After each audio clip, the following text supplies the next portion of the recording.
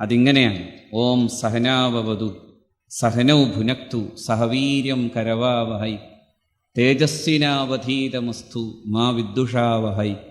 ഓം ശാന്തി ശാന്തി ശാന്തി എന്നാണ്. അതിലെ പ്രധാനപ്പെട്ടു എന്നെനിക്ക് തോന്നുന്ന കാര്യം ഇതാണ്: മാ വിദ്ദുഷാവഹൈ.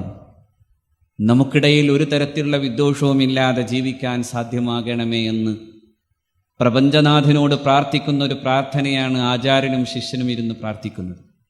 ദൈവമേ, ഞങ്ങളെ ഒരുമിച്ച് രക്ഷപ്പെടുത്തണമേ, ഒരുമിച്ച് ഭക്ഷണം കഴിക്കാൻ സാധ്യമാകണമേ, ഞങ്ങൾ പഠിച്ചതെല്ലാം, ഞങ്ങൾക്ക് അധീതമായതെല്ലാം അത് കൂടുതൽ വീര്യത്തോടെ പറയാൻ സാധ്യമാകണമേ, ഞങ്ങൾക്കിടയിൽ വിദ്വേഷമില്ലാത്ത ഒരു ജീവിതം തരയണമേ എന്ന പ്രാർത്ഥനയാണ്. ആ പ്രാർത്ഥനയാണ് വിശ്വാസത്തിൻ്റെ പ്രാർത്ഥന. ഒരു പീഡ ഉറുമ്പിനും വരരുതെന്ന പ്രാർത്ഥന പോലെ അതെത്ര സുന്ദരമാണ്.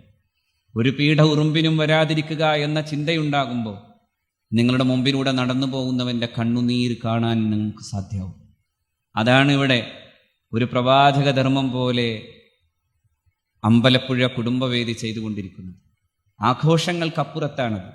നമുക്ക് ആഘോഷിക്കാൻ ഇനിയും സമയമുണ്ടാകും. പക്ഷേ മനുഷ്യനെ കാണാൻ, അവൻ്റെ പീഡ കാണാൻ, അവൻ്റെ കൂടെ ഇരിക്കാൻ, അവൻ്റെ കൂടെ നടക്കാൻ സാധ്യമാകുന്നിടത്താണ് ദൈവത്തിൻ്റെ ധർമ്മനിർവഹണം ഉണ്ടാകുന്നത്. അതുകൊണ്ടാണ് മാധവ സേവയാണ് മാനവ സേവയാണ് മാധവ സേവ എന്ന് പറയുന്നത്. മാധവനെ സേവിക്കുക എന്നതുകൊണ്ട് ഉദ്ദേശിക്കപ്പെടുന്നത്, ദൈവത്തെ സേവിക്കുക എന്നതുകൊണ്ട് ഉദ്ദേശിക്കപ്പെടുന്ന എല്ലാ ആചാരങ്ങൾക്കും അപ്പുറത്ത് മനുഷ്യത്വത്തെ സേവിക്കലാണ്, മനുഷ്യനെ സേവിക്കലാണ്. ആ മനുഷ്യനെ സേവിക്കാൻ സാധ്യമാകുന്ന ഒരു നന്മ ചെയ്യലാണ്. ചിലപ്പോൾ ഒരു ചെറിയ നന്മ കൊണ്ട്, ഇവിടെ MP സൂചിപ്പിച്ച ഒരു കാര്യം ഞാൻ പറയാം. ഒരു സാന്ത്വനവാക്ക് പോലും എത്ര വലിയ ഊർജമായിരിക്കും നമ്മുടെ രോഗികൾക്കും അവശരായ ആളുകൾക്കും ഉണ്ടാക്കുന്നത്. തൻ്റെ മുമ്പിൽ ഇനി പ്രത്യാശയ്ക്ക് വകയില്ലെന്ന് തോന്നിപ്പോകാവുന്ന ജീവിതത്തിൻ്റെ മുമ്പിൽ ഇല്ല, സുഖപ്പെടും എന്നൊരു വാക്ക് മതി. ഒരു സാന്ത്വനത്തിൻ്റെ ഒരു തൊടൽ, ഒരു സ്പർശം, അതുണ്ടാക്കുന്ന ഒരു വലിയ ആന്തോളനം, അതിൻ്റെ ഊർജം അത് അപാരമാകുന്നു എന്ന് നമുക്ക് അനുഭവങ്ങളിൽ കാണാൻ സാധിക്കും.